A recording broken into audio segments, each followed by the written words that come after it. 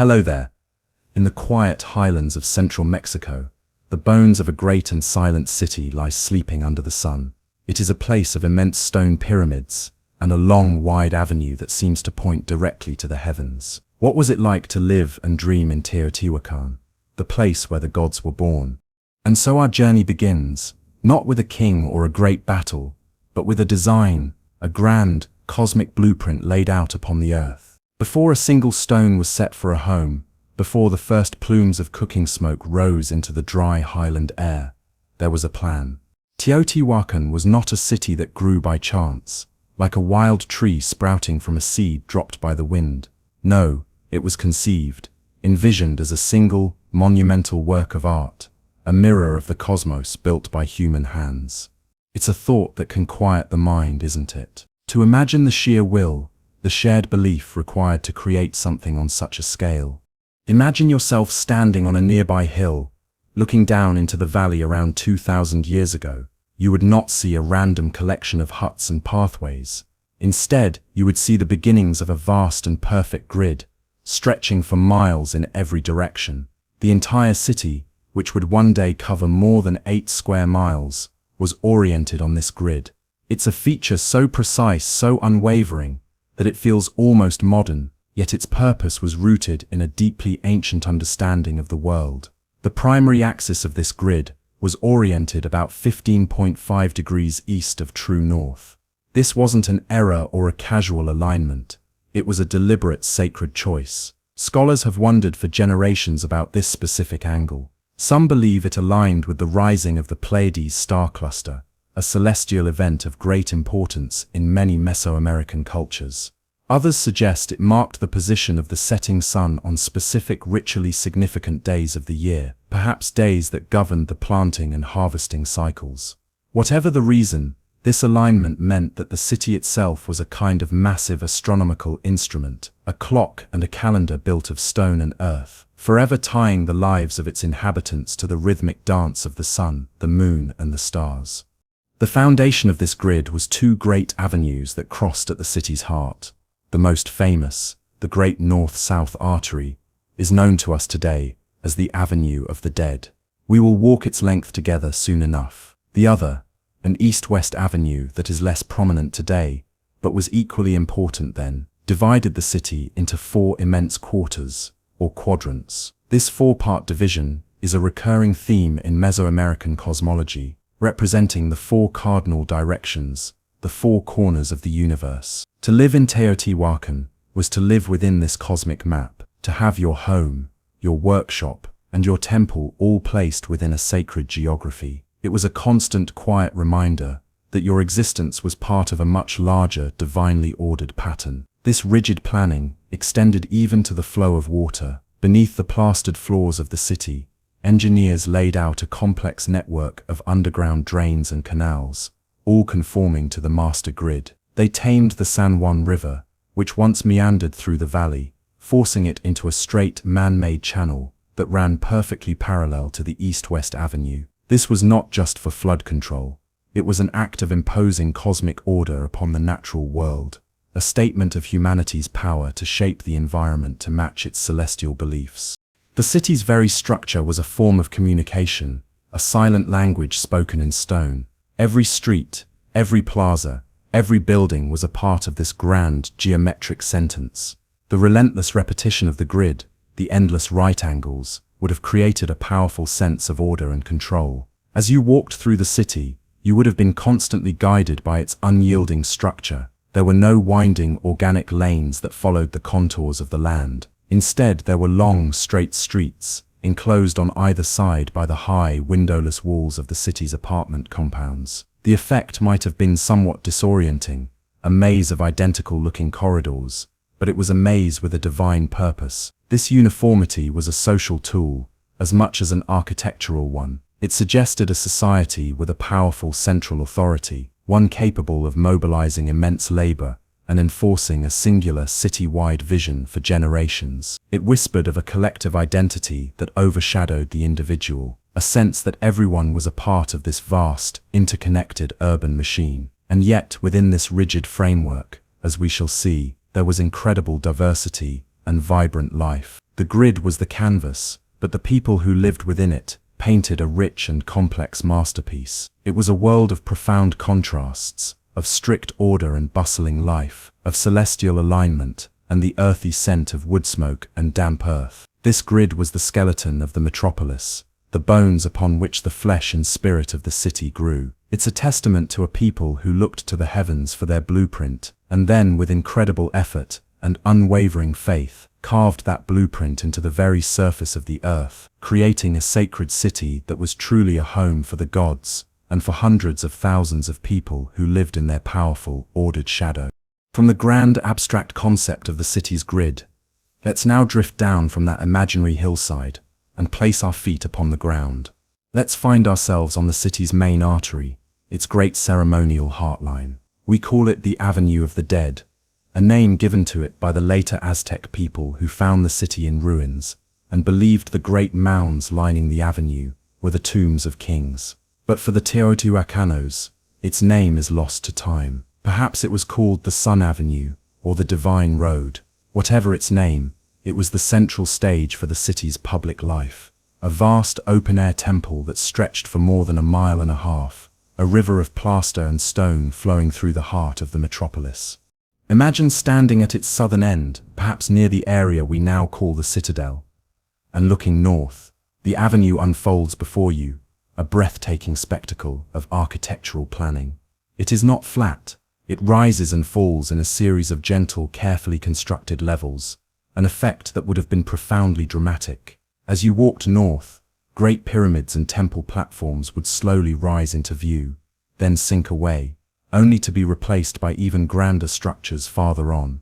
This was a form of architectural storytelling, a guided pilgrimage built into the very topography of the city. The destination of this pilgrimage was the colossal Pyramid of the Moon, which stands sentinel at the northern terminus, perfectly framed by the sacred mountain, Cerro Gordo. Behind it, as if the mountain itself were the pyramid's final, natural tier. The scale is almost impossible to comprehend.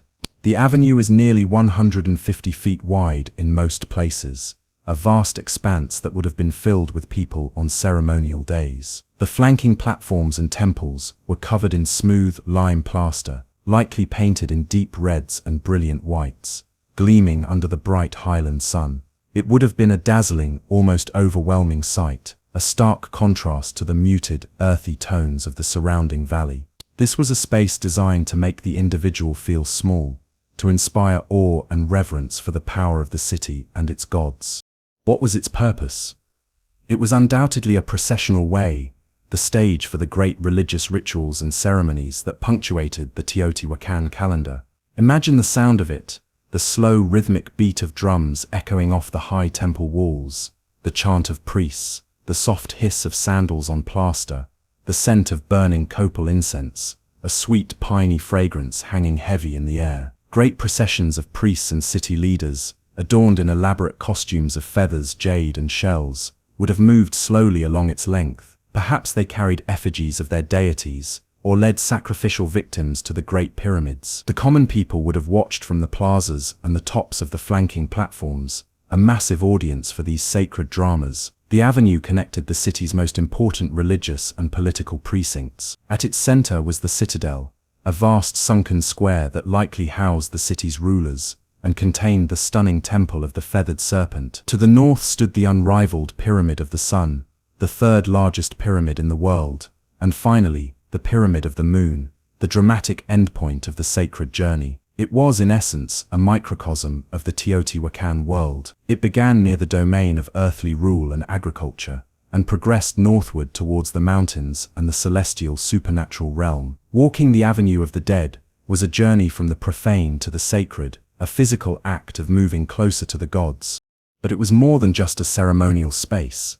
The avenue was also the city's main street, its social and economic spine. Along its length, and in the great plazas that opened up beside it, markets would have sprung up. People from all over the city, and indeed all over Mesoamerica, would have gathered here to trade, to exchange news, and to simply be a part of the thrumming life of the metropolis. The great platforms that line the avenue were not just for viewing ceremonies. Many of them contained smaller temples, shrines, and perhaps even administrative offices. It was a place where the sacred and the secular blurred together, where a deeply religious ceremony might take place, just feet away from a merchant haggling over the price of cacao beans. This fusion of purposes is key to understanding Teotihuacan. Religion was not something separate from daily life. It infused every aspect of it, from the layout of the city to the transactions in the marketplace. The Avenue of the Dead was the physical manifestation of this worldview, a place where politics, commerce, and cosmology all converged. It was the heart of the city, and through it pulsed the lifeblood of a civilization. As you stand there, even today amidst the quiet ruins, you can almost feel the echo of those footsteps, a million silent journeys that all followed this one sacred path, a road that connected the people not only to each other, but to the earth beneath their feet and the stars far, far above. Leaving the grand public stage of the Avenue of the Dead, let us now turn down one of the narrower side streets, stepping away from the monumental and into the intimate world of the home. Where did the 100,000 or more souls of Teotihuacan live? The answer is one of the city's most unique and fascinating features. The apartment compound. Unlike many ancient cities, Teotihuacan was not a city of small individual family huts. Instead, the vast majority of its population, from craftsmen to priests, lived in large single-story, multi-family residential complexes called conjuntos habitacionales in Spanish. These were the true building blocks of the city, repeated over and over again within the vast grid we first explored. Imagine a city block, a perfect square defined by the city's grid. This entire block would be enclosed by a high, thick, windowless stone wall. From the outside, it would present a blank, imposing face to the street, offering no hint of the life teeming within.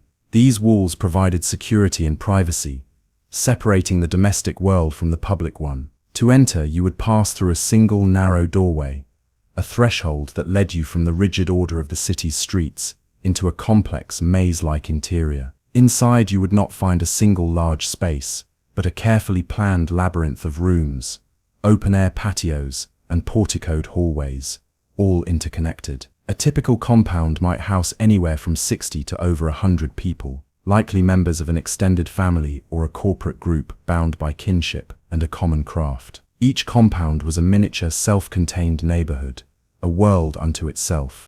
The design of these compounds was ingenious, perfectly suited to the climate and the social structure of the city. The heart of the compound, and of each smaller family unit within it, was the open-air patio. These patios were the lungs of the home, allowing sunlight and fresh air to penetrate deep into the structure.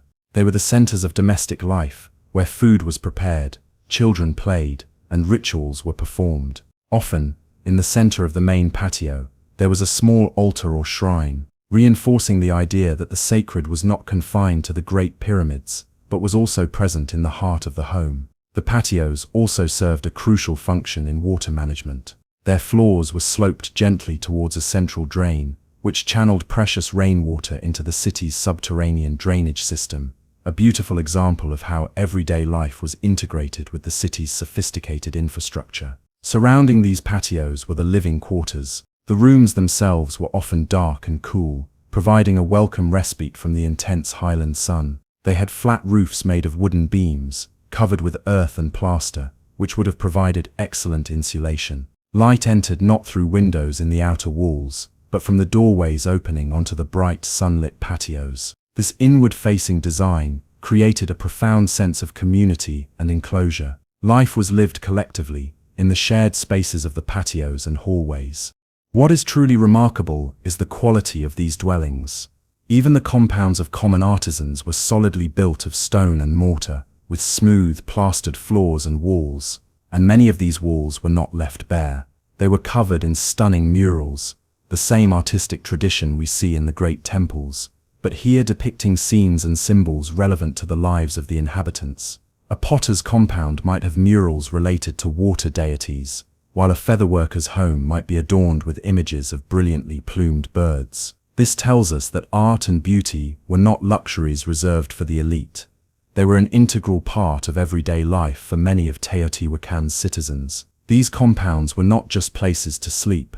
They were workshops, schools, and ceremonial centers. Within their walls, specialized crafts were practiced and passed down through generations. The rhythmic tap-tap-tap of an obsidian napper, the gentle whir of a spindle, the grinding of corn on a stone metate. These were the sounds of the Teotihuacan home. It was a place of production as much as a place of residence, where the economic and the domestic were completely intertwined. To live in Teotihuacan was to be part of one of these large, bustling, inward-looking communities, a world defined by the high stone walls that both separated you from the city and bound you tightly to your kin and your craft. Now that we have a sense of the spaces people inhabited, both the grand public avenues and the intimate private compounds, let us try to breathe life into them.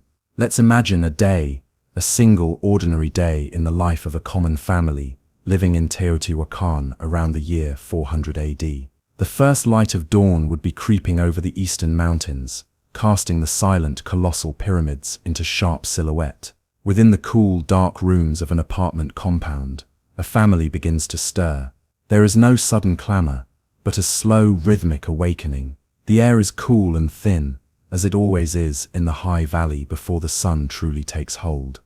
A woman, perhaps a potter or a weaver, would rise first. Her initial task would be to tend to the hearth, in a corner of the open-air patio that her family unit shares with a few others. She would coax the embers from last night's fire back to life. The scent of wood smoke, from pine or oak, would begin to drift through the compound, mingling with the smells of damp earth and plaster. This scent would soon be joined by the aroma of the morning's meal. The cornerstone of the Teotihuacan diet was maize, or corn. The woman, perhaps with her older daughters, would take dried kernels of corn that had been soaked overnight in lime water, a process called nixtamalization that unlocks vital nutrients, and begin the laborious process of grinding it. The sound of this work would be one of the defining sounds of the city's morning, the rhythmic scraping sound of a stone hand roller, the mano, against a trough-shaped grinding stone, the metate. This rhythmic sound would echo from every patio, in every compound, a city-wide chorus of sustenance. From the resulting dough, or masa, she would pat out small, thin cakes and cook them on a hot ceramic griddle called a comal. These tortillas, along with perhaps a warm drink made from maize called a tole, and some beans or squash from the previous night's meal, would form the simple, hearty breakfast. As the sun rose higher, the compound would come alive. The men and older boys would prepare to leave for their day's work. For many, this meant a walk to the fields that surrounded the city, where they would tend the crops of maize, beans, squash, amaranth, and chilies. Others might be craftsmen heading to specialized workshops, perhaps closer to the city center, to knap obsidian blades, craft intricate pottery, or work with feathers and shells. Still others might be laborers, part of the immense crews that were perpetually at work, maintaining the city's great buildings, replastering the walls and floors, and keeping the vast urban machine running. For those who remained in the compound, mostly women, young children, and the elderly, the day was far from idle. The compound itself was a hive of activity. Women would be weaving on backstrap looms, their hands moving with a practiced, graceful efficiency to create cotton cloth or rougher textiles from the fibers of the maguey cactus. They would be crafting the household pottery, tending to small garden plots within the compound, raising turkeys in small pens, and of course caring for the youngest children. The open patios were the children's world, a safe enclosed space where they could play and learn by watching their elders. They would learn the stories of the gods from the murals painted on the walls of their own home, a constant and colorful education in the ways of their world. The midday meal would be simpler, perhaps eaten at the place of work or brought to the fields. The sun at this time would be high and hot, and those who could would seek the shade of a portico or a cool interior room for a brief rest. The afternoon would bring a return to work, the rhythm of life mirroring the path of the sun across the sky. As evening approached, the men and boys would return from the fields and workshops. The family would gather again in the patio, the heart of the home. The evening meal would be prepared, perhaps a stew of beans and vegetables, seasoned with chili and wild herbs, served with fresh tortillas. This was a time for talk, for sharing the day's events, for reinforcing the bonds of family and community. As darkness fell, the compound would grow quiet. The flickering light of a small torch or a ceramic lamp filled with animal fat might cast dancing shadows on the painted walls. Perhaps a grandfather would tell an old story, a myth of the city's founding, or a tale of the great goddess who watched over them. Life was lived in accordance with the cycles of nature and the demands of the community. It was a life of hard work, but also one of deep connection to family, to craft, and to the sacred, ordered world that the city itself represented.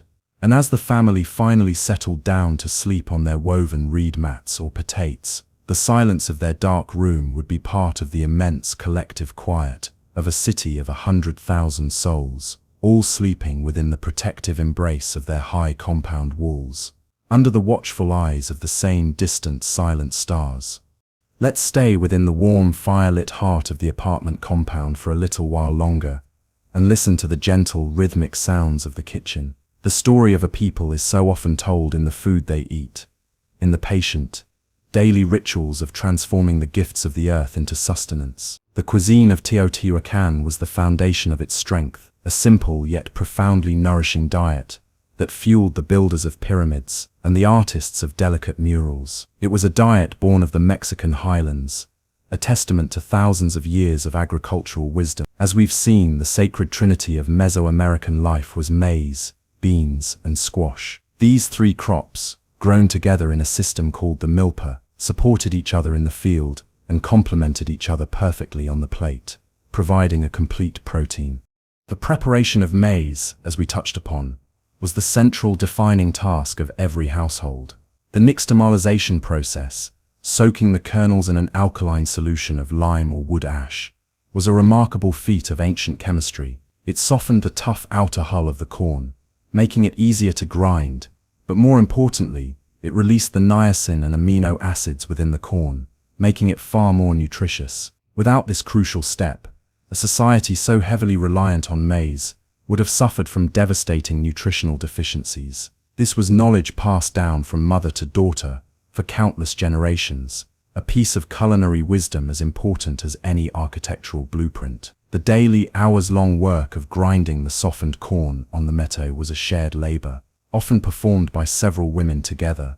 Their rhythmic movements, a kind of percussive music that accompanied their conversation. The resulting masa was incredibly versatile. It was the basis for the ubiquitous tortillas, of course, but also for tamales, pockets of dough stuffed with beans, squash, or chili, then wrapped in corn husks and steamed. It could be thinned with water to create the nourishing gruel, a tow, which could be sweetened with honey or maguey sap for a comforting morning drink.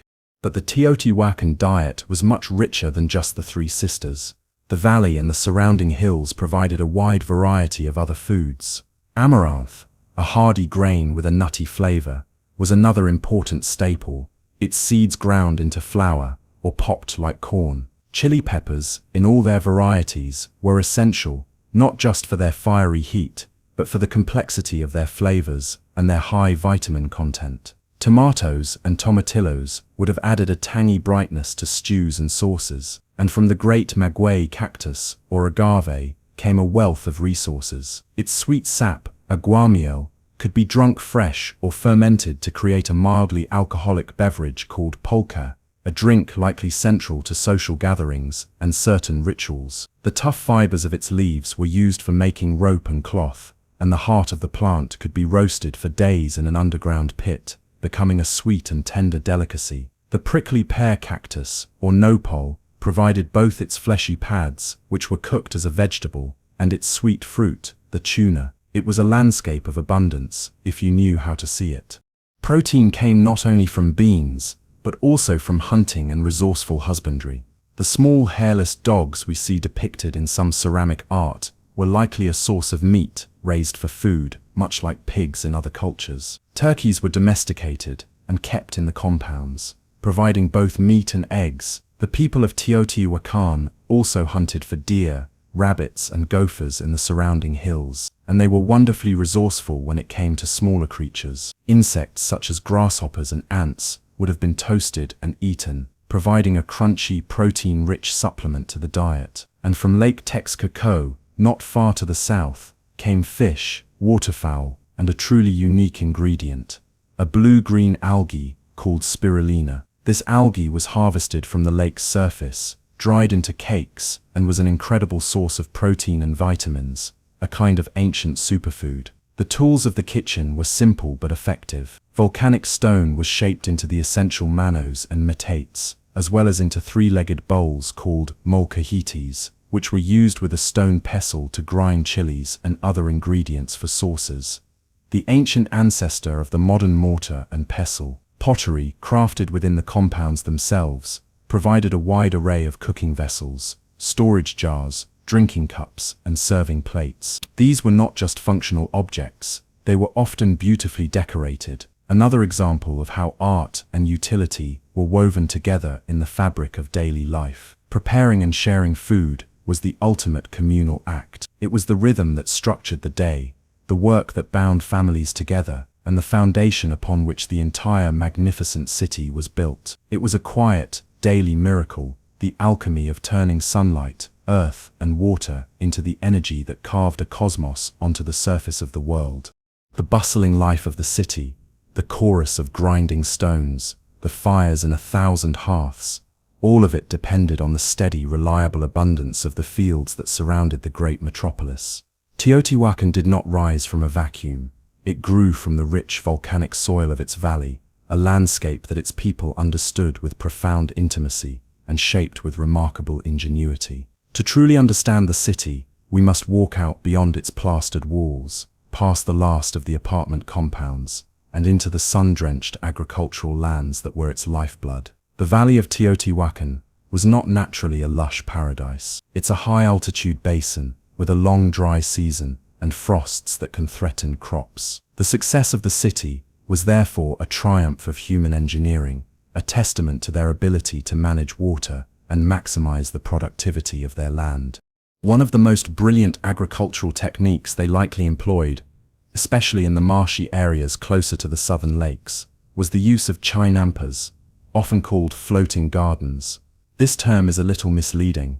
They didn't truly float, rather they were man-made islands, built up from the muddy bottom of a shallow lake bed. Farmers would weave together frames of reeds and posts, then pile alternating layers of mud and decaying vegetation inside. This created incredibly fertile, raised planting beds, crisscrossed by canals. The canals provided constant irrigation, with the porous soil of the chinampa wicking moisture directly to the roots of the plants. The mud from the canal bottoms was periodically dredged and added to the top of the beds, constantly replenishing their nutrients. This system was, and still is, one of the most intensive and productive forms of agriculture ever devised. It allowed for multiple harvests per year and supported a dense population, producing vast quantities of maize, beans, squash, tomatoes, and flowers. The canals also provided another resource. They teemed with fish and waterfowl, adding valuable protein to the diet. The chinampa system was a perfectly balanced, self-sustaining ecosystem, a harmonious partnership between human ingenuity and the natural world. In the drier parts of the valley, away from the lakes and springs, farmers practiced other sophisticated techniques. They built terraces on the slopes of the surrounding hills, creating level planting surfaces that prevented soil erosion and helped to retain water. They constructed small dams and canal networks to divert water from the few rivers and seasonal streams, channeling it to their fields. This was a landscape actively managed and meticulously sculpted for maximum yield. The primary crops, as we know, were maize, beans, and squash, grown together in the symbiotic milpa system. The tall maize stalks provided a natural trellis for the bean vines to climb, while the sprawling squash plants with their broad leaves shaded the ground, preventing weeds from growing and helping the soil retain its moisture. Furthermore, the beans fixed nitrogen in the soil, a crucial nutrient that the corn heavily consumes, thus maintaining the fertility of the plot over time. It was a perfect, self-contained guild of plants, a piece of ecological wisdom discovered and perfected over millennia. Other important crops filled the fields as well. Amaranth, with its tall, feathery red plumes, would have created stunning patches of color in the landscape. Chili peppers were grown in abundance, and the maguey cactus was cultivated in vast plantations. its spiky rows marching across the hillsides, a living pantry and tool shed for the city's inhabitants. The relationship between the city and its agricultural hinterland was deeply symbiotic. The food flowed into the city to feed its huge population of artisans, priests, and laborers, while the city provided a market for surplus crops and a source of the tools needed for farming, especially the sharp obsidian blades used for everything from clearing land to harvesting crops. This relationship, however, also shows the immense power of the central authority in Teotihuacan. The sheer scale of the water management systems, the canalization of the San Juan River, the extensive irrigation networks, points to a level of planning and labor mobilization that could only have been directed by a strong state. This wasn't simply a collection of individual farmers.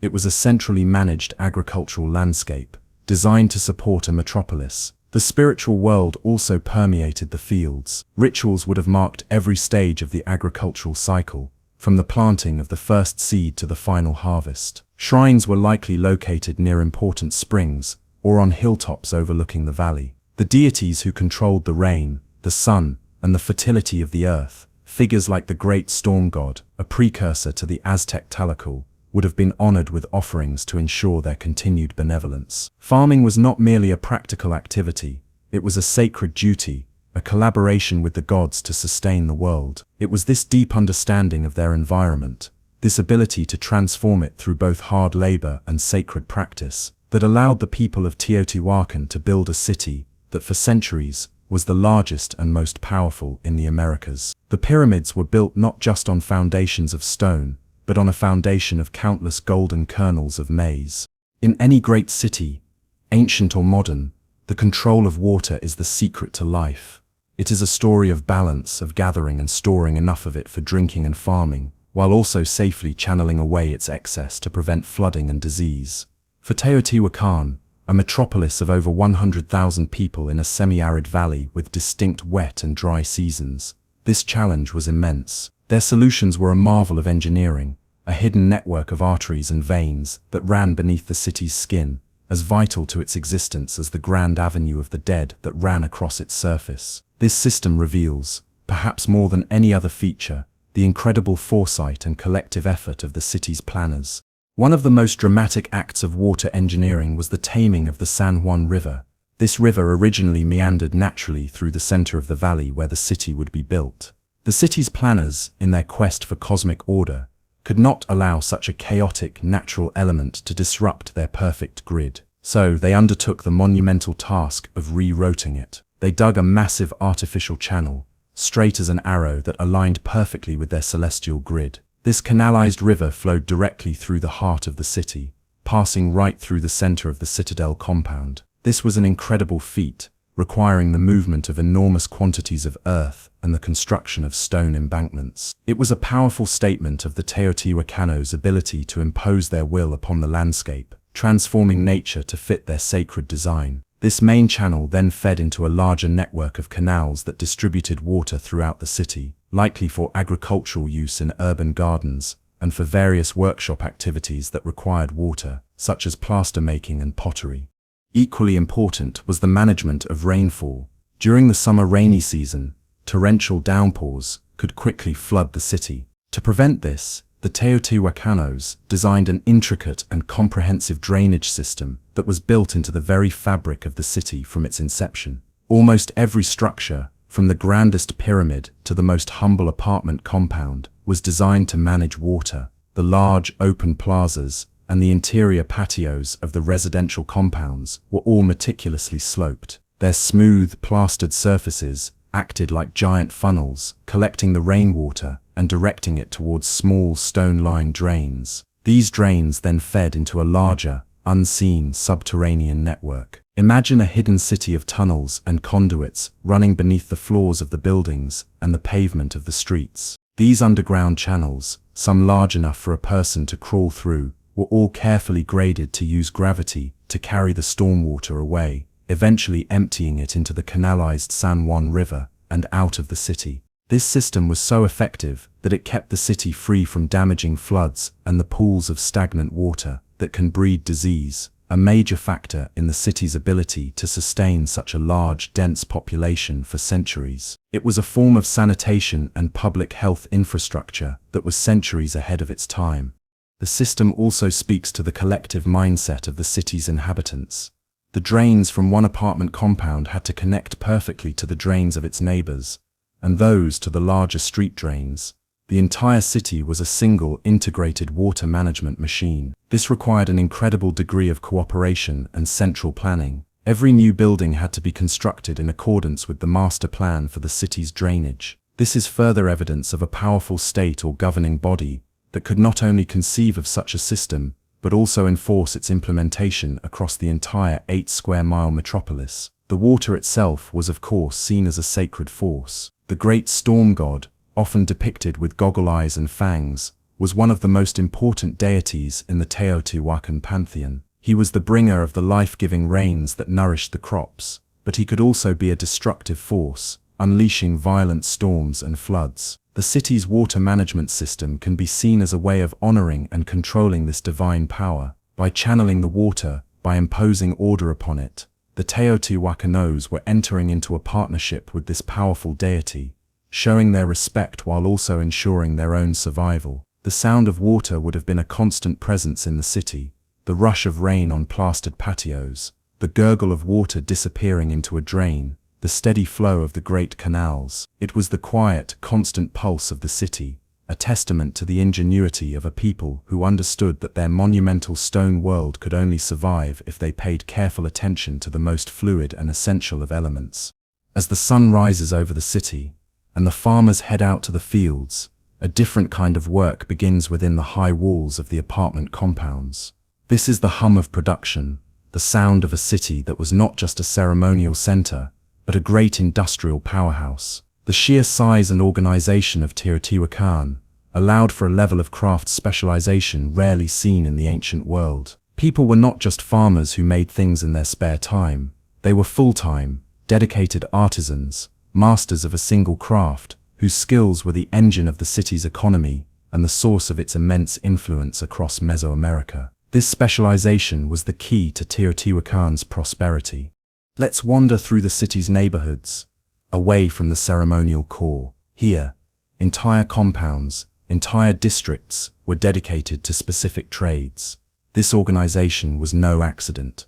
The city's planners seem to have designated certain areas for certain industries. This zoning had practical benefits, allowing artisans in the same trade to share resources, knowledge, and perhaps even large-scale facilities like kilns. It also likely had social and ritual significance, with each craft having its own patron deity, its own ceremonies, and its own unique identity within the city's complex social tapestry. Imagine walking into a neighborhood of potters. The air would be thick with the smell of damp clay and wood smoke from the kilns. In the patios of the compounds, you would see people at every stage of the pottery-making process. Some would be mixing the clay with temper, such as sand or volcanic ash, to strengthen it. Others would be skillfully shaping the vessels by hand, using coiling techniques or molds to create standardized forms. Still others would be carefully painting the unfired pots with intricate designs, geometric patterns, symbolic animals, or the faces of gods. And finally, you would see the great communal kilns, where the pots were fired to a hard, durable finish. Teotihuacan was famous for its distinctive pottery, especially a beautiful, thin-walled orange ware that was traded all over Mesoamerica. This was not the work of amateurs, it was the product of generations of accumulated knowledge and skill. In another part of the city, you might find the lapidary workshops. Here the work was quieter, more focused. Artisans would be hunched over small pieces of greenstone, jadeite, or serpentine, patiently grinding and drilling the precious materials to create beads, ear spools, pendants, and the tiny stone tiles used to create breathtaking mosaics. They used simple tools, drills made of reed or bone, with sand as an abrasive, but their results were exquisite. They crafted the funeral masks found in elite burials, serene human faces made of polished stone, with eyes of obsidian or shell. This was slow, meticulous work that required immense patience and a deep understanding of the stone's properties. These luxury goods were symbols of power and wealth, reserved for the city's elite and for export to foreign nobles who wished to associate themselves with the prestige of Teotihuacan. Perhaps most importantly, as we will explore in more detail, were the obsidian workshops. The sound of these districts would have been the sharp, percussive crack of stone on stone. Teotihuacan controlled some of the finest sources of obsidian in Mesoamerica, and it turned this volcanic glass into a vast industry. Entire neighborhoods were littered with the debris from this work, millions upon millions of tiny green, gray, and black flakes, the leftovers from the production of countless blades, projectile points, and ceremonial objects. The skill of the Teotihuacan obsidian knappers was legendary. They could produce incredibly long, thin, razor-sharp blades using a technique called pressure flaking, a skill that took a lifetime to master. These blades were the city's primary export and the foundation of its economic dominance. These workshops were more than just workplaces. They were schools where skills were passed from parent to child, and they were communities where a shared craft created a powerful social bond. The murals within these compounds often reflect the work done there, depicting the tools of the trade or the gods thought to oversee it. To be a craftsman in Teotihuacan was to have a defined place in the world, a role within the great urban organism. It was this vast organized network of skilled artisans, each contributing their unique talent, that made the city more than just a place of pyramids, but a vibrant, creative, and economic force that shaped the destiny of an entire continent.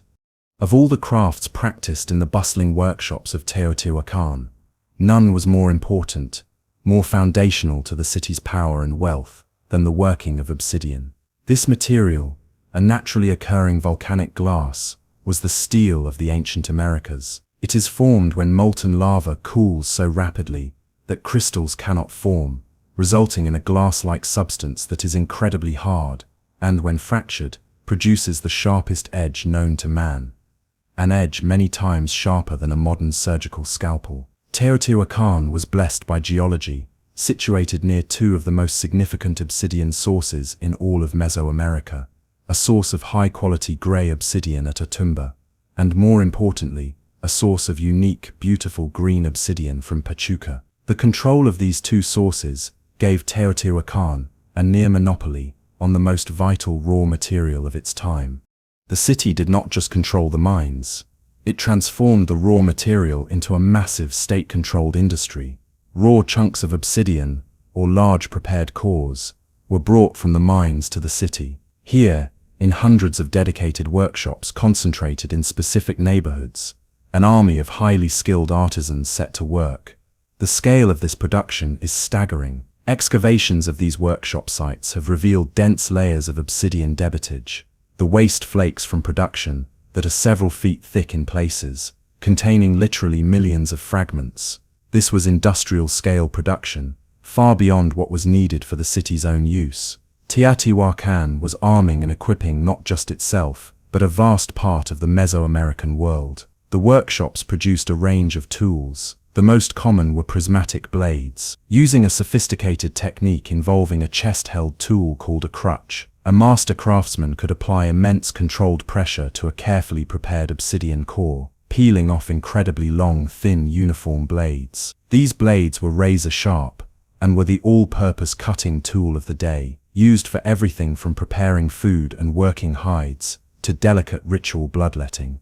Beyond these utilitarian blades, the workshops produced a vast arsenal of weaponry. Spear points and dart points, known as atlatl darts, were mass-produced. The atlatl, or spear thrower, was a powerful weapon that greatly increased the range and velocity of a dart, and the obsidian points made these weapons incredibly lethal. The ability to produce these points in huge quantities gave Teotihuacan a significant military advantage. But the artisans also created objects of incredible beauty and symbolic power. They crafted large, eccentrically shaped flints and obsidian pieces, chipped into elaborate forms like serpents, human profiles, or abstract zigzags. These were not tools, but powerful ritual objects, likely used by priests in ceremonies, or placed in caches as offerings to the gods. They also made mirrors from obsidian, polished to a deep, black, reflective sheen. These were not just for vanity, they were considered sacred objects, portals to the supernatural world, used by diviners to scry the future. The unique green obsidian from the Pachuca source was especially prized for these high-status and ritual items,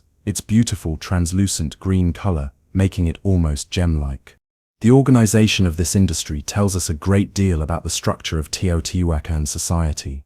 Some scholars believe the state controlled the obsidian mines directly, and that the initial preparation of the large cores was done by state-attached specialists. These cores were then distributed to the hundreds of smaller workshops throughout the city, many of which may have been family-run businesses operating within the apartment compounds. These families would then produce the finished blades and points, perhaps paying a tribute or tax back to the state in the form of finished goods. This created a complex economic system, a kind of ancient public-private partnership. The state controlled the resource and the initial stages of production, while the private households handled the final, skilled stages. This vast output of obsidian goods became Teotihuacan's primary export. Green obsidian from Pachuca, which can be traced geochemically, is found at archaeological sites all over Mesoamerica, from the deserts of northern Mexico to the jungles of Guatemala and Belize. The presence of a Teotihuacan-made obsidian blade in a distant village was more than just a trade good. It was a symbol of the city's long reach, its economic dominance, and its technological superiority. To hold one of these blades was to hold a piece of Teotihuacan's power in your hand. The sharp, glittering black and green glass was the bedrock of an empire built not on gold or silver, but on the careful, skillful, and relentless transformation of cooled volcanic fire. While the hard, sharp, and enduring nature of obsidian has left a very clear trace in the archaeological record, the softer side of Teotihuacan's industry, the world of fibers and textiles, is far more ephemeral. Cloth rarely survives the passage of centuries, so our understanding of it must be woven together from more subtle clues.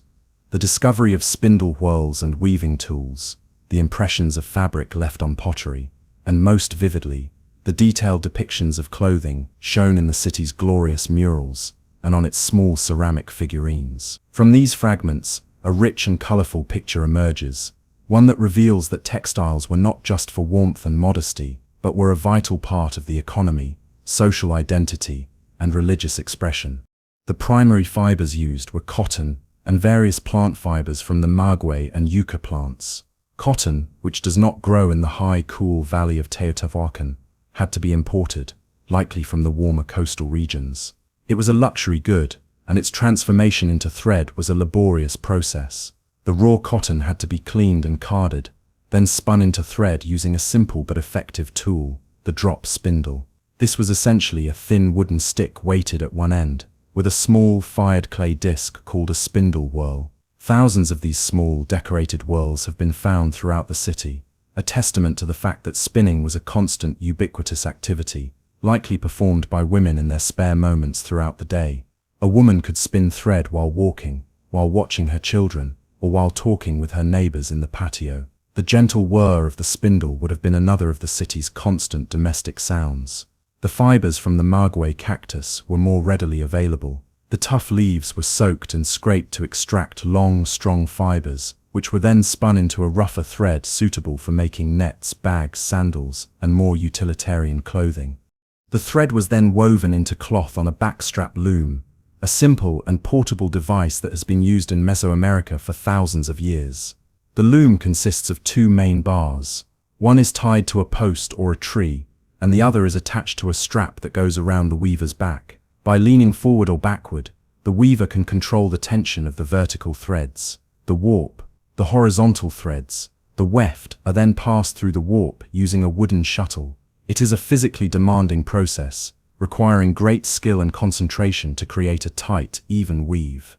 The murals show us that the women of Teotihuacan were masters of this art. They could create complex patterns and designs directly in the weave, a technique known as brocading. They used natural dyes derived from plants, insects, and minerals to create a vibrant palette of colors. A brilliant red was made from the cochineal insect, which lives on the nopal cactus. Yellows came from flowers, and a deep, rich blue was derived from the indigo plant, another valuable trade good.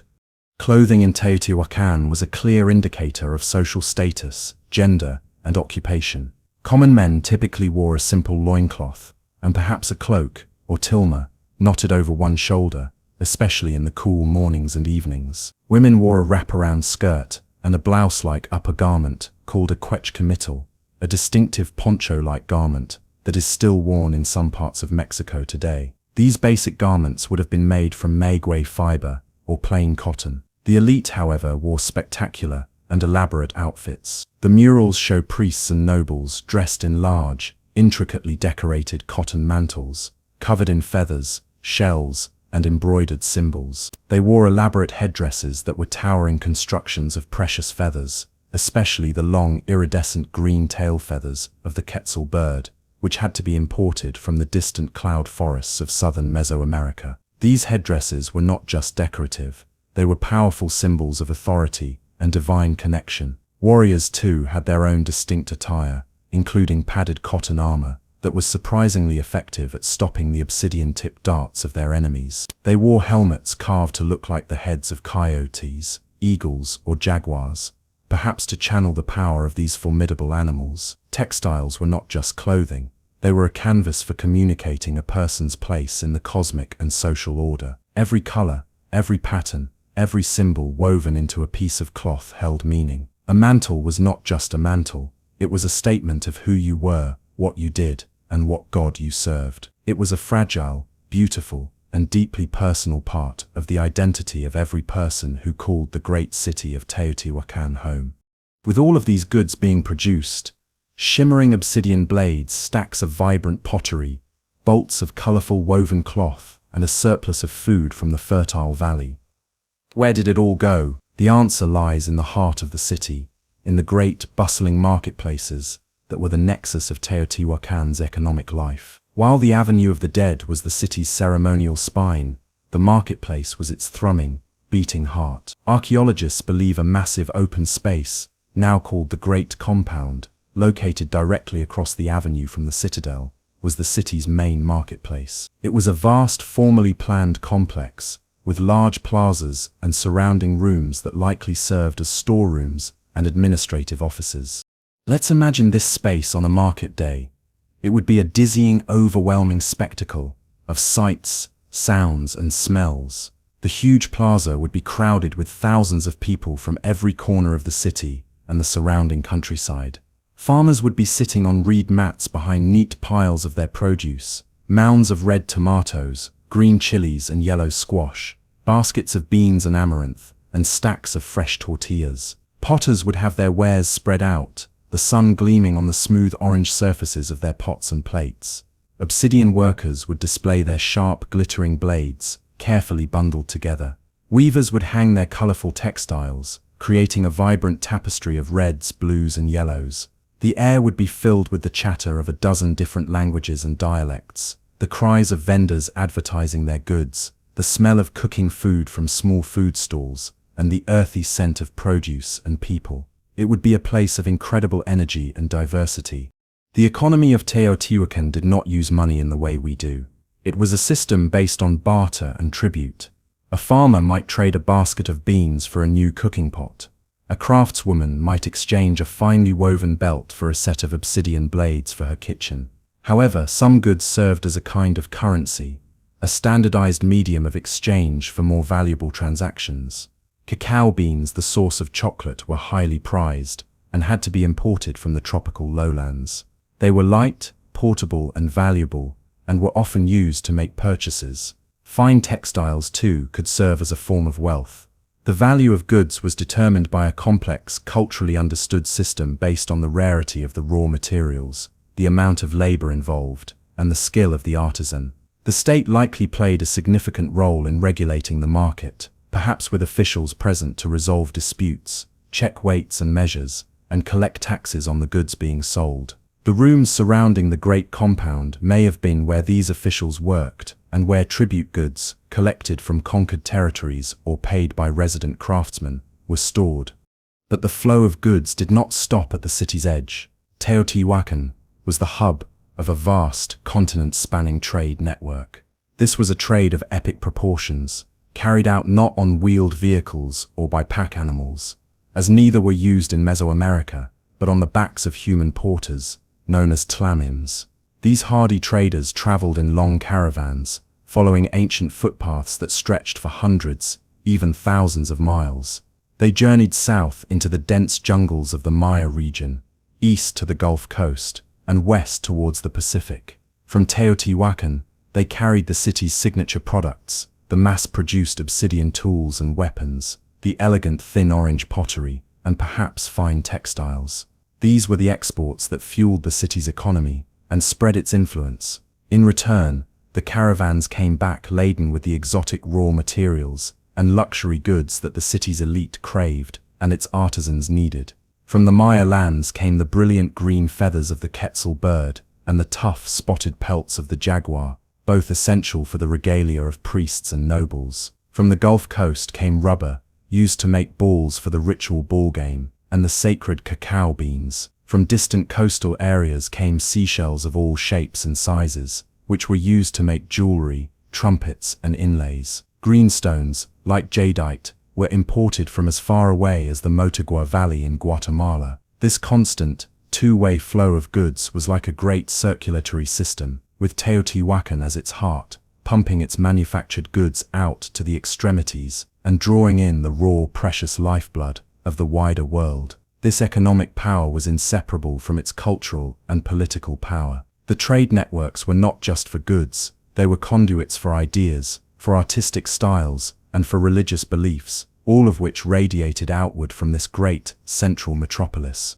The immense gravity of Teotihuacan, its economic power and cultural prestige, did not just pull in exotic goods from distant lands, it also pulled in people. For centuries, the city was a magnet for immigrants, merchants, and ambassadors from all over Mesoamerica. It was a truly cosmopolitan metropolis, a melting pot of different languages, ethnicities, and traditions. This diversity is most clearly seen in the presence of entire neighborhoods, or barrios, that were occupied by people from foreign lands who had come to live, work, and trade in the great city. These enclaves were a testament to Teotihuacan's role as the diplomatic and commercial capital of its world.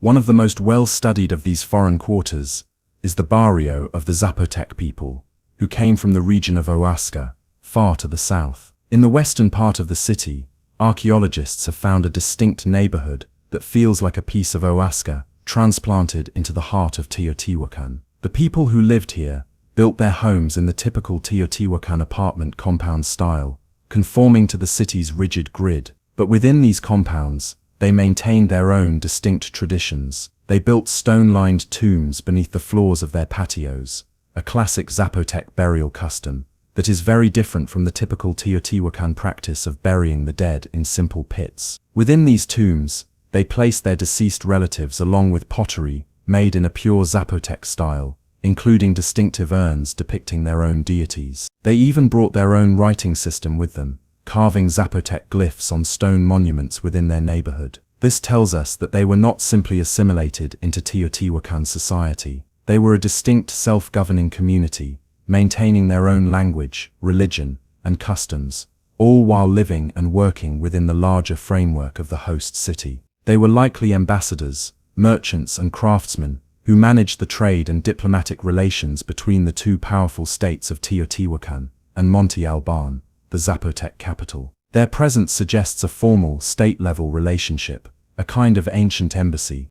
On the other side of the city, in the eastern district, was another fascinating foreign enclave, this one associated with people from the Maya region of Guatemala and the Gulf Coast of Mexico. Here again, the residents lived in Teotihuacan-style apartment compounds, but the artifacts found within tell a different story. Archaeologists have discovered caches of beautiful, brightly colored Maya-style pottery, completely different from the local wares. They have also found evidence of Maya artistic styles in the murals painted on the compound walls, and even fragments of the Maya writing system, the most complex and sophisticated script in the ancient Americas. The people living here may have been merchants managing the trade in tropical goods like cacao and quetzal feathers. Some scholars also believe that they may have been members of the Maya elite, perhaps even a deposed royal family from a great city like Tikal, who had come to live under the protection, or perhaps the control, of the powerful Teotihuacan state.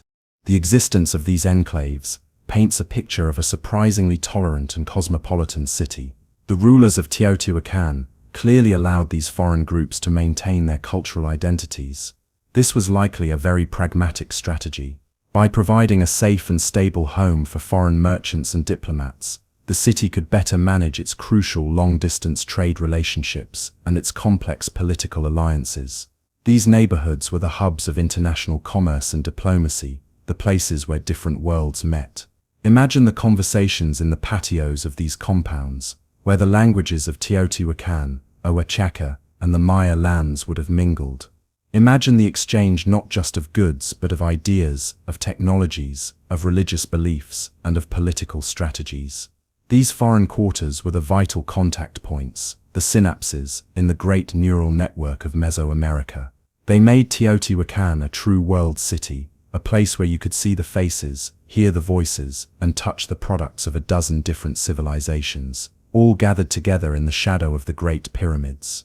The city was not just a monolithic, uniform entity, it was a vibrant mosaic, a patchwork of different cultures living together, a testament to its power to draw the entire known world into its orbit. The relationship between Teotihuacan and the civilizations of the Maya lowlands, over 600 miles to the southeast, is one of the most intriguing and debated chapters in Mesoamerican history. It was a complex and dynamic interaction that forever changed the political and cultural landscape of the Maya world. For a long time, scholars believed this relationship was primarily one of peaceful trade and cultural influence. The evidence for this is abundant. Teotihuacan-style pottery, especially the distinctive tripod vases with slab feet and lids, became incredibly popular among the Maya elite. The architectural style of Teotihuacan, known as talud tablero, a distinctive pattern of a sloping wall, the talud topped by a vertical rectangular panel, the tablero was copied in major Maya cities. Imagery associated with Teotihuacan's deities, particularly the storm god, began to appear in Maya art. It seemed as though the powerful culture of Teotihuacan was simply a fashionable trend that the Maya chose to emulate, a sign of their connection to the most prestigious city of the age. However, in recent decades, a much more dramatic and complex picture has emerged, thanks largely to the decipherment of Maya hieroglyphic writing. The Maya, unlike the people of Teotihuacan, who left no decipherable script of their own, recorded their history in stone. And these texts tell a story not just of trade, but of direct, and likely military, intervention. One of the most significant events is recorded on a monument at the great Maya city of Tikal, in modern-day Guatemala. The text states that on a specific day in the year 378 AD, a powerful individual named Siaj Kag, which translates to fire is born, arrived in Tikal. On that very same day, the king of Tikal, Chak Takikag, or Great Jaguar Paw, died. The inscription makes it clear that Siaj Kag was a foreigner, that he came from the west, and that he was associated with a powerful figure from Teotihuacan, referred to as Spearthrower Owl. Following this event, a new dynasty was established at Tikal. The new king was the young son of Spearthrower Owl, and he was installed on the throne under the authority of the warlord Siaj Kak. This was no mere cultural exchange. This was a coup, a regime change orchestrated by Teotihuacan. It seems that Teotihuacan sent a military force, led by its general Siaj Kak, to conquer one of the most powerful Maya city-states, and install a ruler of its own choosing. This new dynasty at Tikal then proceeded to adopt a great deal of Teotihuacan iconography and symbolism. The new kings were often depicted in Teotihuacan-style warrior costumes, carrying the atlasal spear thrower, and wearing the goggle-eyed imagery of the storm god. They were signaling their direct connection to, and likely their subservience to, the great power in the West. This event had a ripple effect across the Maya world. Other cities, like Copan in Honduras, also saw the establishment of new dynasties, with clear links to Teotihuacan shortly after this period. It seems that Teotihuacan was actively meddling in the politics of the Maya region, using its military might to install friendly rulers who would ensure access to the vital trade routes for cacao, quetzal feathers, and other tropical goods. This more aggressive interpretation is supported by art found at Teotihuacan itself. While the city's murals often depict processions of priests or abstract deities, There are also clear images of warriors. Some murals show animals like coyotes, pumas, and eagles dressed in military gear, carrying shields and spear throwers. These are likely representations of different military orders or warrior cults. The city was not just a peaceful center of commerce and religion. It possessed a formidable military machine, one that it was willing to project over vast distances to secure its interests. The relationship with the Maya was therefore a mixture of soft and hard power. The immense cultural prestige of Teotihuacan made its goods and styles desirable, giving it a powerful cultural influence. But when its economic or political interests were threatened, it was not afraid to use the hard power of its armies to impose its will. For the Maya kings of the 4th and 5th centuries, Teotihuacan was a distant but ever-present reality, a source of both coveted luxury goods and profound political danger. It was the superpower of their world, a force to be emulated, feared, and respected. In a city as vast and complex as Teotihuacan, a city of grand pyramids, sprawling apartment compounds, and specialized workshops, it is clear that not everyone was equal. Like all great urban centers, it was a stratified society, a human pyramid that in many ways mirrored the great stone pyramids that dominated its skyline. While the lack of a written language makes it difficult to know the precise titles and roles people held, archaeology, art, and the very architecture of the city itself allow us to sketch the outlines of its social hierarchy, from the powerful, almost invisible rulers at the top to the humble farmers who formed its base. At the apex of this pyramid were the city's rulers. This is perhaps the most mysterious aspect of Teotihuacan society. Unlike the Maya, who celebrated their kings with countless portraits and inscriptions, the rulers of Teotihuacan seem to have been deliberately anonymous. We have found no grand statues of individual kings, no tombs that can be definitively identified as belonging to a specific named ruler. This has led some scholars to suggest that the city may not have been a traditional monarchy, but was perhaps ruled by a council of powerful nobles, the heads of different lineages or military orders. Others believe it was a theocracy, ruled by a high priest or a college of priests. Whatever the system, there was clearly a powerful central authority. The sheer scale of the city's planning, the construction of the pyramids, and the organization of its vast trade networks all point to a small elite group with immense power to command labor and resources. The art gives us hints of what these elites looked like. They are the figures depicted in the most elaborate costumes in the murals, wearing immense feather headdresses, heavy jade necklaces, and complex symbolic attire. They are the ones who lived in the most luxurious apartment compounds, palaces really, near the city's core, with larger rooms, more numerous patios, and the most exquisitely painted murals. The Citadel compound, with its connection to the Temple of the Feathered Serpent, may well have been the primary royal palace, the administrative and residential heart of the state. Below this ruling elite was a broad and diverse intermediate class of priests, high-ranking warriors, and successful artisans. The priests were the keepers of the sacred calendars, the astronomers who read the stars, and the intermediaries between the human and divine worlds. They would have presided over the great public ceremonies on the Avenue of the Dead and the private rituals within the compounds. The warrior class, as we have seen, was also of great importance. High-ranking military leaders, perhaps the heads of the coyote or eagle warrior orders, would have commanded great prestige and wealth, especially after successful campaigns that brought tribute and captives back to the city. This intermediate stratum also included the master craftsmen, the heads of the major workshops for obsidian, pottery, and luxury goods. These individuals, while not part of the ruling political class, could accumulate significant wealth through their trade, and may have enjoyed a high standard of living, their status reflected in the size and decoration of their apartment compounds. The vast majority of the city's population formed the base of the social pyramid. This was the great class of commoners. This group, however, was not a uniform mass. It included a wide range of people, from skilled but ordinary craftspeople in the city's workshops, to the construction laborers who did the heavy work of building and maintaining the metropolis. At the very bottom were the farmers who lived both in the city and in the surrounding countryside, whose labor in the fields produced the food that sustained everyone else. While their lives were simpler, and their homes less ornate than those of the elite, The archaeological evidence suggests that the overall standard of living, even for commoners, was relatively high in Teotihuacan.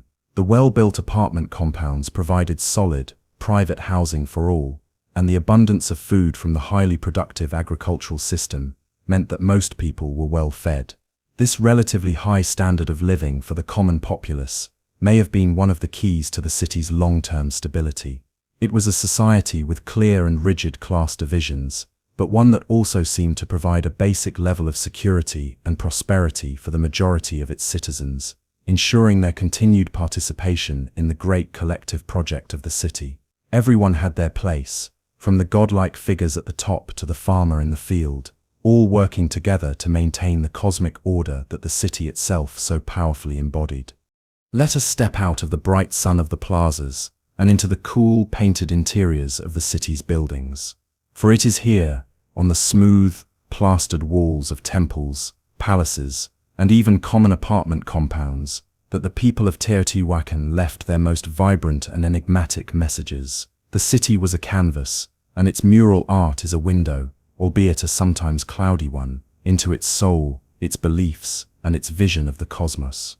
The Teotihuacanos were master painters, and they developed a unique and powerful artistic style that is instantly recognizable. The technique itself was a form of fresco. Artists would apply a fine layer of lime plaster to a wall, and then paint on it while the plaster was still damp. This bonded the mineral-based pigments to the wall, making the paintings remarkably durable. Their color palette was rich and symbolic, dominated by a deep, earthy red that often served as the background for their compositions. They also used blues, greens, yellows, and whites to create their stunning images.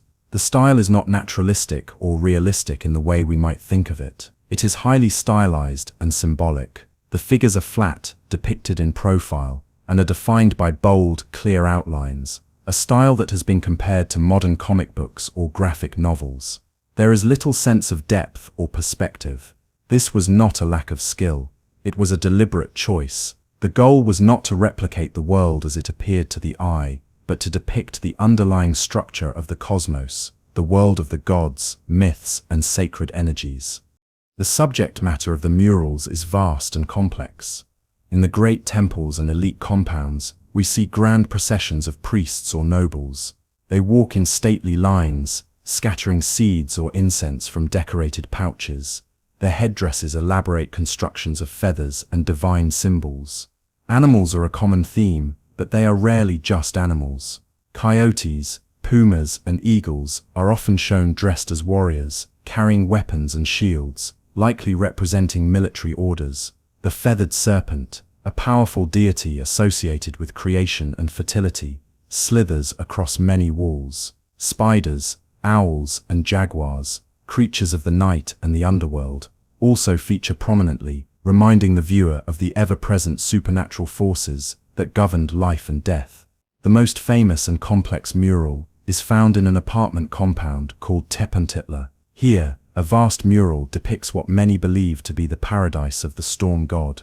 In the upper part of the mural, a great deity, often identified as the great goddess of Teotihuacan, stands with a flowering tree emerging from her head, bestowing a bounty of water and seeds upon the world. Below, in a lush green landscape, tiny human figures are shown playing, swimming, and chasing butterflies. It is a vision of an idyllic afterlife, a place of endless joy and abundance, a reward for those who lived in accordance with the city's sacred ways.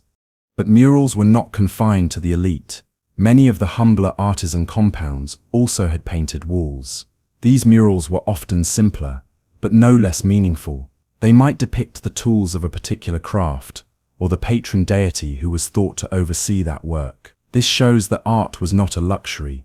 It was an essential part of life, a way of sanctifying one's home and one's work. The murals were a form of public communication, a shared visual language that everyone in this multi-ethnic city could understand, regardless of the language they spoke. The repeating symbols, the goggle-eyed storm god, the feathered serpent, the four-petaled flower representing the four cardinal directions, were a constant reinforcement of the city's official ideology and cosmology. They reminded the inhabitants of the gods they served, the social order they were a part of, and their place in the universe. Walking through the city, with its brightly painted buildings, would have been like walking through a sacred book. Every wall told a story, every image was a prayer. The murals transformed the stone and plaster of the city into a living, breathing testament to the profound and deeply held beliefs of its people. The grand avenues, the towering pyramids, and the symbolic murals all served one ultimate purpose.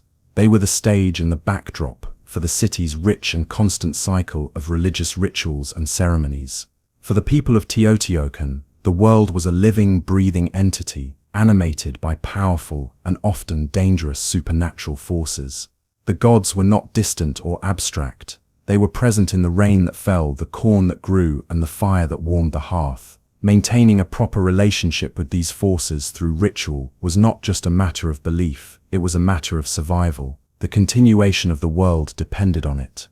The religious calendar was likely complex, intertwining a 260-day sacred calendar with a 365-day solar calendar. The meshing of these two cycles created a larger 52-year cycle, and the end of each of these cycles would have been a time of great importance, marked by massive citywide ceremonies to ensure the new fire of the sun would be reborn and the world would not end. These great public rituals would have taken place on the Avenue of the Dead and in the great plazas before the pyramids of the sun and the moon. Imagine these plazas filled with tens of thousands of people, a vast audience for the sacred drama unfolding on the pyramid steps. Priests, adorned in the spectacular regalia we see in the murals, would have led the ceremonies. The air would be thick with the smoke of burning copal incense and the sound of drums, rattles, and shell trumpets. These were multi-sensory experiences designed to overwhelm the individual and create a powerful sense of collective awe and unity. The ceremonies likely involved processions, chanting, dancing, and the presentation of offerings to the gods. These offerings could include food, precious textiles, jade, and shells, but also offerings of blood, a substance seen as incredibly potent and life-giving. Priests and nobles would have performed acts of auto-sacrifice, piercing their tongues or ears with sharp obsidian blades or stingray spines, and offering their own blood to nourish the gods. But ritual was not limited to these grand public spectacles. It was also an intimate and daily part of life within the apartment compounds. Every compound had its own shrines and altars, located in the central patios. Here, the family or kin group would have conducted their own private ceremonies. They would have made offerings to the patron deities of their craft, or to the ancestors who were buried beneath the floors of their homes. Small hand-modeled ceramic incense burners called candelabras are found in huge numbers in the compounds, evidence of the constant small-scale burning of incense. Families would have celebrated births, marriages, and deaths with their own rituals, marking the passage of life within the sacred space of the home. The murals on their own walls would have served as a constant reminder of the gods and myths that gave meaning to their lives. This domestic religion was just as important as the great state ceremonies. It was the foundation of piety, the place where children first learned the stories of the gods and the importance of reciprocity, the idea that one must give back to the gods in order to receive their blessings. Fire and water were two of the most important elements in Teotihuacan ritual. Fire was seen as a transformative force, a connection to the divine. An old fire god, depicted as an elderly man carrying a brazier on his head, was one of the most ancient and venerated deities. Rituals involving fire, from the grand new fire ceremony to the simple lighting of incense in the home, were central to their worship. Water, as we've seen, was equally sacred. The storm god was a primary deity, and rituals would have been performed to petition him for rain. Caves and springs were seen as sacred places, openings into the watery underworld from which life emerged. A man-made cave discovered beneath the Pyramid of the Sun, with chambers shaped like a four-petaled flower, was undoubtedly a major ritual space, a place where the rulers of the city could connect directly with the sacred forces of the earth. Religion at Teotihuacan was an all-encompassing system. It provided a cosmology, a moral code, and a structure for society. The endless cycle of rituals, both large and small, was the mechanism that kept the universe in balance and ensured the continued existence of the great city that saw itself as the very center of that universe. We must now turn to a more somber and difficult aspect of Teotihuacan's ritual life, but one that is essential to understanding their worldview. Within their deeply held beliefs about reciprocity and the need to nourish the gods, there was a place for the ultimate offering, human life. The practice of human sacrifice, while unsettling to our modern sensibilities, was a deeply ingrained and sacred part of many Mesoamerican cultures. And Teotihuacan was no exception. For them, this was not an act of cruelty for its own sake, but a solemn and necessary duty to maintain cosmic order. The gods had sacrificed themselves to create the world and the sun, and humanity in turn had a sacred obligation to repay this debt with the most precious thing it could offer, chalquihuatl, or precious water, a term for human blood and life. The most dramatic evidence for this practice at Teotihuacan comes from the Great Pyramids themselves. During excavations of the Temple of the Feathered Serpent, in the heart of the citadel, archaeologists made a series of stunning and grim discoveries. Buried beneath and within the structure were the remains of over 200 individuals. These were not typical burials of revered ancestors. These were dedicatory sacrifices, individuals who were killed and interred as part of the rituals to consecrate the pyramid. The victims were predominantly young men, and the arrangement of their bodies tells a clear story. Many were found with their hands tied behind their backs. They were dressed as warriors, adorned with collars made of imitation human jaws and other military regalia. They were not from Teotihuacan. Isotope analysis of their teeth shows they grew up in distant lands. These were likely foreign warriors, captives taken in battle, who were brought to the city and sacrificed to sanctify one of its most important temples. Other victims associated with the pyramid included young women, perhaps attendants meant to accompany a great lord or the god himself into the underworld. The sheer scale and systematic nature of these sacrifices show that this was a state-sponsored ritual of immense importance. It was a demonstration of the state's military power and its ability to command the ultimate sacrifice to appease its gods. Similar though less extensive, sacrificial deposits have been found at the pyramids of the Sun and the Moon. At the Pyramid of the Moon, excavations have revealed a series of tombs, each built to commemorate a new construction phase of the pyramid. These tombs contained not only the remains of sacrificed animals, such as eagles, pumas, jaguars, and serpents, all potent symbols of power, but also human victims. One burial contained the bound and decapitated remains of several individuals, their heads placed separately as part of the offering. Like the victims at the Feathered Serpent Temple, many of these individuals were foreigners, again suggesting they were captured warriors. The iconography of the city also supports the importance of sacrifice. While not as explicit as later Aztec art, Teotihuacan murals and ceramics do show images related to this practice. Priests are shown holding large obsidian knives, and hearts are sometimes depicted. The military orders represented by the coyotes and eagles were intimately involved in this process, as their primary duty was to acquire the captives needed for these essential rituals. It's important to approach this topic with a sense of quiet respect for the beliefs of the people involved.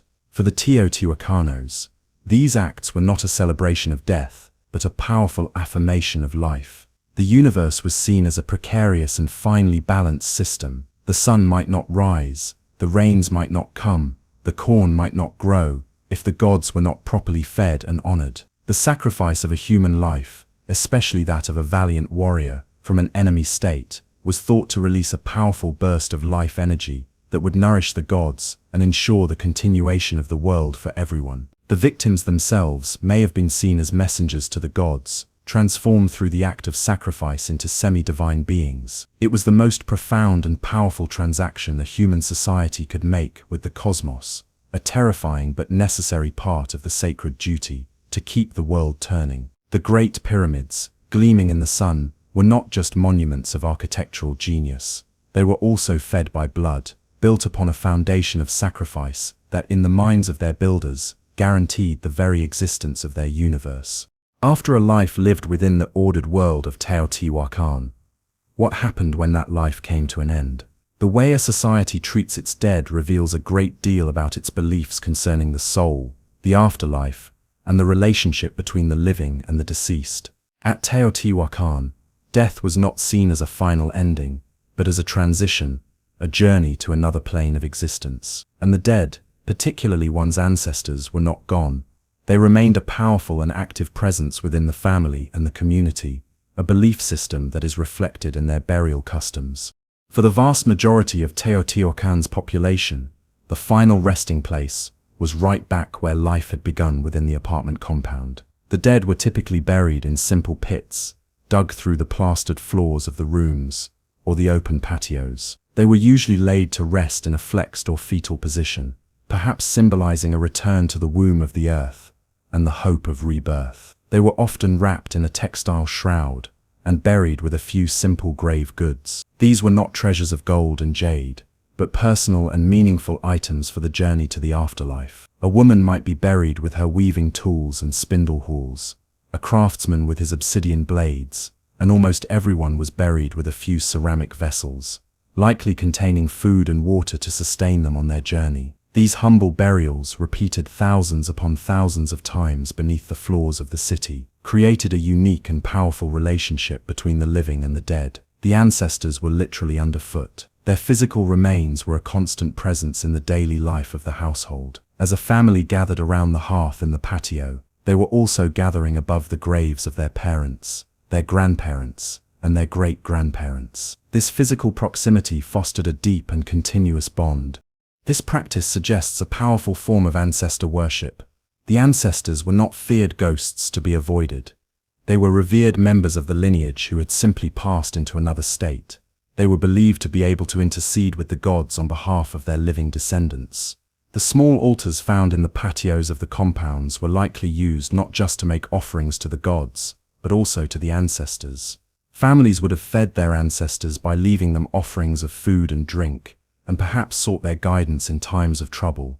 The lineage, the connection back through time, was a source of identity, legitimacy, and spiritual power. This focus on the collective lineage rather than the individual may be another reason why we don't see grand, ostentatious burials for single rulers. The continuity of the family or the clan was more important than the glorification of any one person. Of course, not all burials were the same. The social hierarchy we've discussed was reflected in death as it was in life.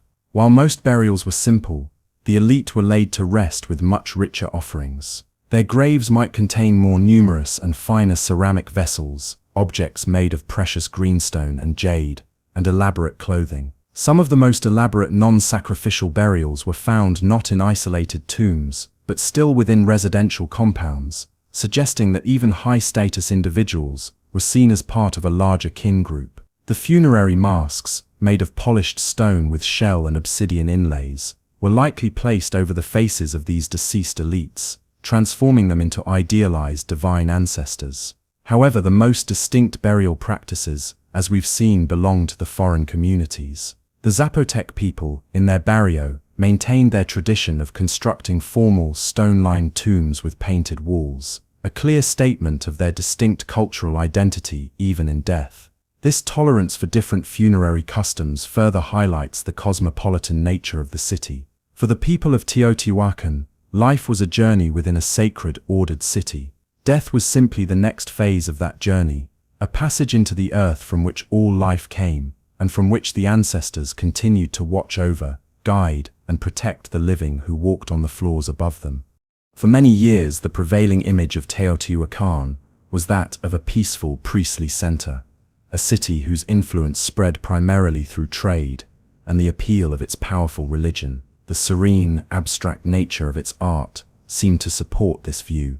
But as we've seen from the evidence of the sacrificial warrior burials and the dramatic intervention in the Maya city of Tikal, there was another, much fiercer side to this great metropolis. Teotihuacan was not just a city of pilgrims and merchants. It was the seat of a formidable military power, and its influence was often projected not just through pottery and ideas, but through the sharp, obsidian-tipped points of its spears and darts.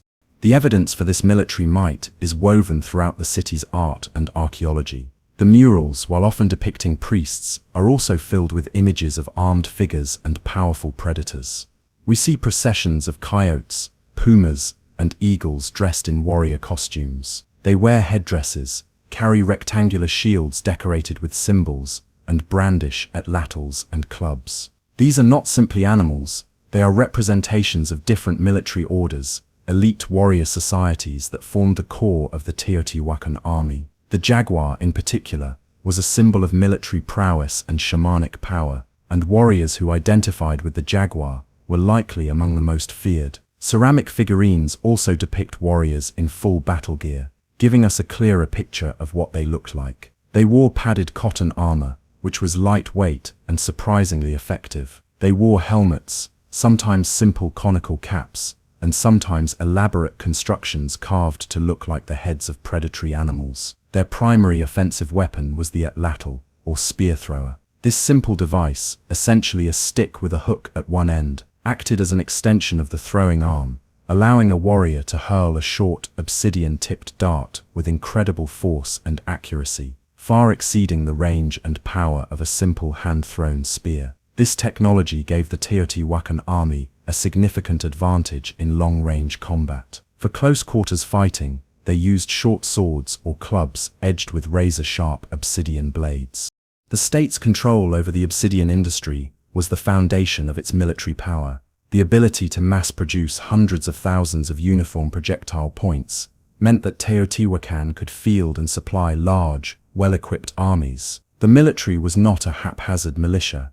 It was a professional, institutionalized part of the state. Its purpose was multifold. It was used to defend the city and its surrounding territory. It was used to protect the long-distance trade caravans that were the lifeblood of the city's economy. And as the events at Tikal show, it was used aggressively to project power, to conquer other polities, and to install rulers who would serve Teotihuacan's interests. This form of indirect rule, controlling foreign cities through puppet kings, was a savvy and efficient way to build an empire without the need to permanently occupy vast territories. The primary goal of this expansion was likely economic. The army was used to secure access to critical resources that were not available in the highlands of central Mexico, the cacao, cotton, and rubber of the tropical lowlands, the jade of the Motagua Valley, and the brilliant quetzal feathers of the cloud forests.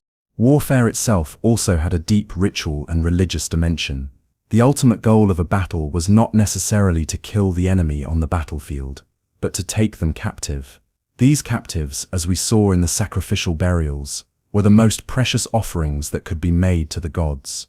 The act of capturing an enemy warrior was one of the highest honors a Teotihuacan soldier could achieve, and it was likely a key path to social advancement within the military orders. The warriors who marched out from the great city did so not just for conquest and tribute, but for a sacred purpose. They were the providers of the precious water that the gods demanded. This intertwining of military, economic, and religious motives created a powerful and self-reinforcing system.